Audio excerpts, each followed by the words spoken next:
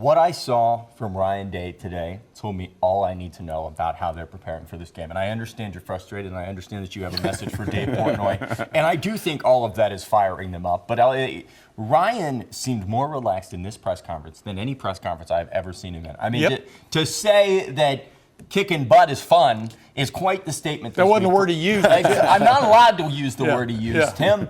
But to say that, and he's a guy that doesn't give sound bites just for fun. He's not out there, to be everything he does is calculated. It is. Yes. And so that he looked like a guy at the podium that for the first time for this week is excited for the opportunity. He wasn't angry and revengeful and wanting to go make a statement and get these guys back. He was a guy that's like, all right, we've got a great team. Let's go make a great point. How about the statement he made about having a defense like this gives you confidence? Yeah. You should. I mean, that was a pretty interesting statement, just talking about his defense and the level it's playing on, and he anticipates that being the norm for Saturday. So, there's a lot about Ryan Day. I mean, he's really come on in the quote variety, too, as in physical play. You know, he goes, like several weeks ago, we're hunting it. We're hunting it up on game days. I mean, he's feeling pretty good about his defense for sure. Well, I think he's learned a lot. The last 4 years have been very, very tough for him and his family, and I think he learned a lot. There's pressure, as he joked in the interview I did with him the other day. There's always going to be pressure. That's not changing. But there was so much said and directed at him, DeVier. Yes.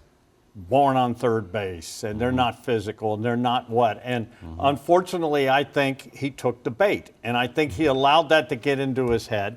And I don't know. I mean, I think his coming to moment was last year, that team meeting after the game. And to me, obviously winning a national title, they can't ever take that away. He's a national championship coach. But I think that team meeting between the players and him, and I have noticed a different man all season long and ever since that moment. And we don't know for sure. No one knows for sure what happened in that meeting.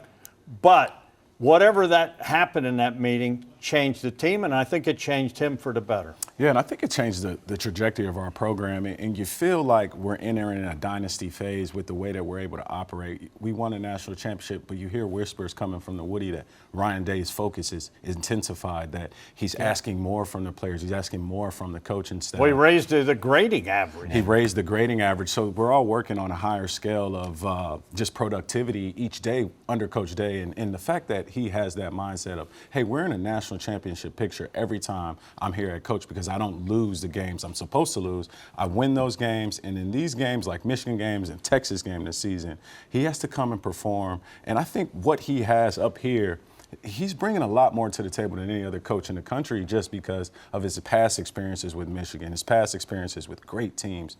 So how do you go into this game and not overcoach and not overthink each play call? You just let it flow. In those interviews, like you're saying this week, Adam, you get that sense that he's kind of let that stuff go, and he's allowing his coaching abilities to take over this year. What we saw last year was a movement from good to great in Ryan Day, because a lot of coaches wouldn't have handled that post-Michigan malaise like he did. They wouldn't have had the assurance. They wouldn't have had the confidence to go into a players-only meeting, lay out for them, do a mea culpa in front of them, but also y'all could have played better. I mean, lay it all out on the line, then turn it over to them. The spiritual component in that team was unbelievable. And it's back again this year. But to have a coach to have the confidence in what he's doing, but also to learn along the way is huge. I mean, Ryan Day is now among the elite because of the way he handled that situation, and he's grown from there. Jim Trussell, I had him on my podcast last week before he rang the bell, and he was talking about